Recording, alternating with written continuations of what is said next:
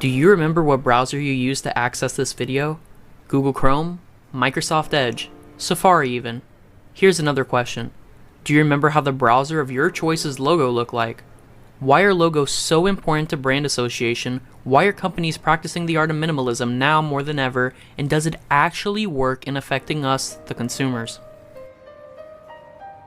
So what is a logo? A logo, at its core, is a graphic design of some sort meant to represent a company, brand, or person.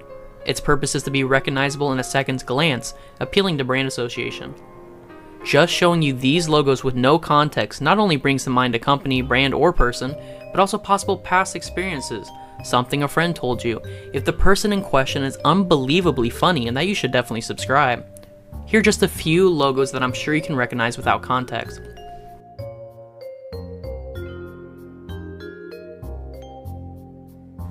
What? You can't recognize the last two? You're telling me you don't recognize Impending Tsunami or My Charizard had a hairball? Well, I can't blame you. These two are very clear examples of oversimplified company logos, which brings us to our next point. What is oversimplification? If we revert the two simplified logos back to their original forms, we can see that they were previously Firefox and Microsoft Edge. But what is really interesting is the process it took to get to these finalized designs. What is the mindset behind changing a logo so drastically that it essentially becomes unrecognizable? Is it possibly a publicity stunt so that others will discuss it? Because if so, I definitely fell right into the trap. I do think it is very easy to brush it off as done for publicity, as we have been seeing a spike recently in advertisements with simplified art styles, such as the Kroger and Grubhub ads that have been popping up in meme culture recently. But after digging, I can say with certainty that these are actually a product of corporate minimalism.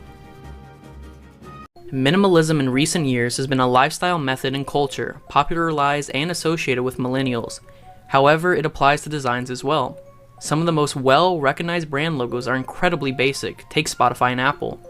They quite literally both have two basic shapes and one solid color, but that doesn't make them inherently bad in any way. In fact, these are two amazing examples of how minimalism changed these logos, in at least my opinion, for the better. But how can companies compete when more and more minimalistic logos are starting to pop up all around them? The answer being, of course, to know your audience. Knowing your audience means that you understand at least the majority of what your consumers, associates, or even fan base wants. For example, I can see a clear rise of views on my oversimplification videos, hence why the video you're currently watching exists. A bad example is adding another anime girl no one knows instead of my boy Gino, who sure as heck deserves it. Anyways, how does this apply to logos? It's pretty easy. The more complex or abstract a logo is, the more time it takes for us, the consumers, or audience in this case, to understand or connect to it. When you're purchasing a bag of chips from the store without any preference, it's easier to see a bag with a potato on it and think this is fine, instead of a bag of crispity, crunchy, munchy, Cracker Jack, Snacker, Snap, Crack and Pop, West Pole, Chestershire, Queen's Lovely, Jubilee Delights. But in all seriousness, it is much easier to digest and understand a logo that consists of two colors and one word, than one that takes a full minute to read. But even with this seemingly newfound ease with simple logos, why is it now popular to hate on them? Being simple is one thing. However, while being too complex or abstract could cause a problem with recognition, the same can be said for a design too basic. A logo, after all, is a reflection of a company. When a logo becomes too basic, it can come across as if they are not putting any effort or time into what we see. The same can be said when a design no one has ever complained about before suddenly changes for seemingly no reason. Nonetheless, what does this mean for the future of these minimalistic ways?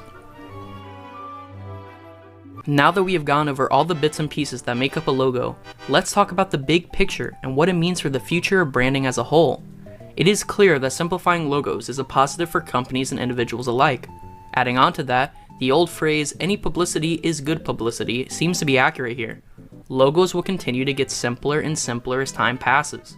Whether they are universally hated or cherished won't matter, as either way they are gaining free advertising. Thank you all for watching the video. I would like to ask you guys to please drop a like only if you seriously enjoyed this type of video, as this is different from the majority of the content on my channel. If you guys did like it, however, I do appreciate it and expect to see more on the channel soon. Thank you all. Have a great day.